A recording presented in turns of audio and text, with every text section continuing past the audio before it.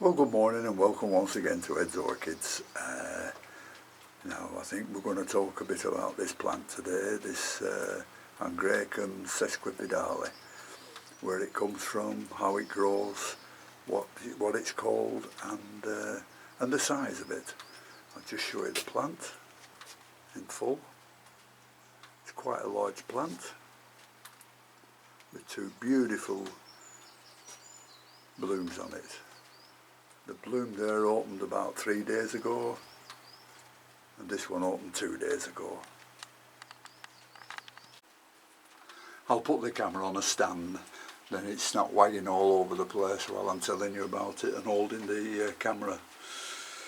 Right, this is the Angraecum sesquipedale, otherwise known as the Christmas flowering Angraecum.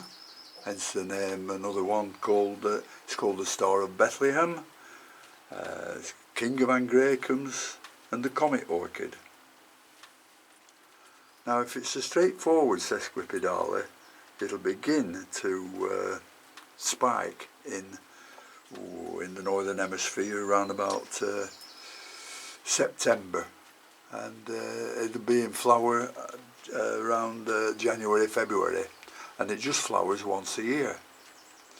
But with this flowering at this time of year, it could be the Angraecum sesquipedale, angustiflorium, with a synonym of bosseri, and is known as the Easter flowering orchid.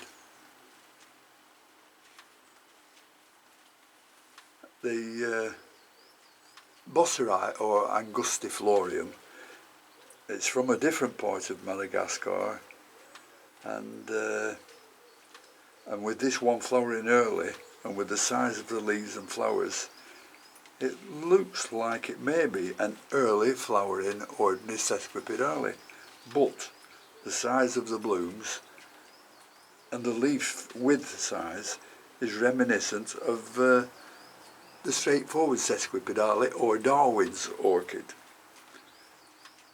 These plants can grow to over 3 feet tall and can produce up to 5 blooms. Now the variety angustiflorium can flower twice a year, so if this flowers again later on in the year, I will know it's a angustiflorium variety. Now, these type of Angraecums, although large, are mainly classed as epiphytes. They have very, very strong roots, and in the wild they'll cling to trees and wrap their strong roots round the trees, and the roots can grow up to a few meters long. Hence it needs the strength of the roots to hold it upright. When mature, these plants hate to be repotted. They hate for the roots to be disturbed, and if you do disturb them, then this can be the cause of leaf drop. You know, working from the bottom, working your way up the stem, and carrying on until the plant's had enough of dropping leaves and it's left with a long tall stalk and stalk and very few leaves on top. But when these plants are immature, they will stand being replotted. I'm just getting buzzed with a wasp here, so I'll leave it for a minute. Now, when you pot these, you can pot them in an open mix of just bark, and some people put lava rock in and stuff like that, but I just use a large bark. And they don't like to be dry. Water them just as they're becoming dry, and they need watering all year round because they never ever dry out.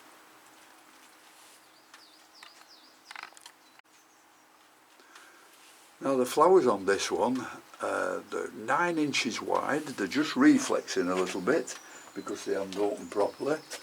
I'll show you what I mean if I put my hand round like this. There they are, with this beautiful spur here, which is about 11 inches long. They are a tad over 9 inches across and 8 inches this way. Absolutely beautiful.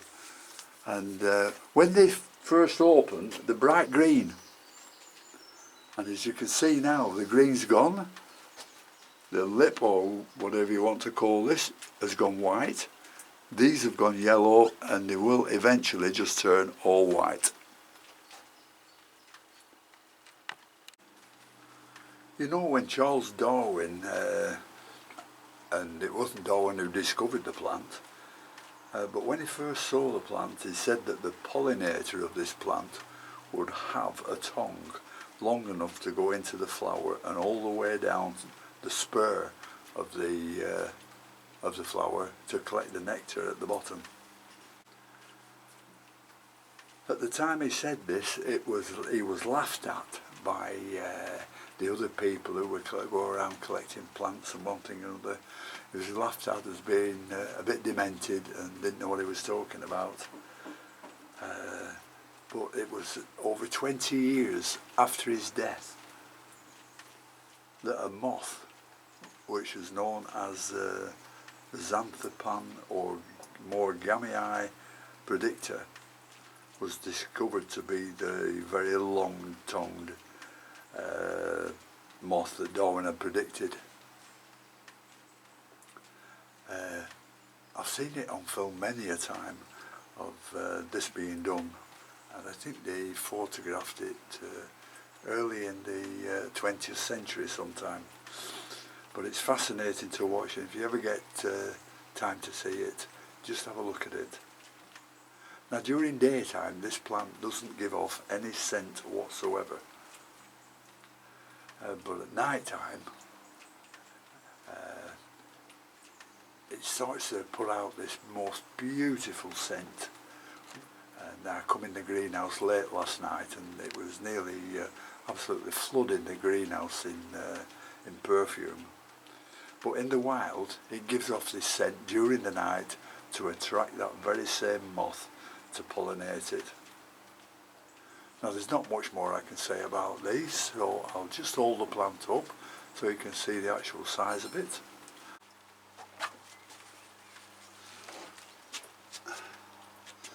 And here it is, quite a big front, pretty heavy.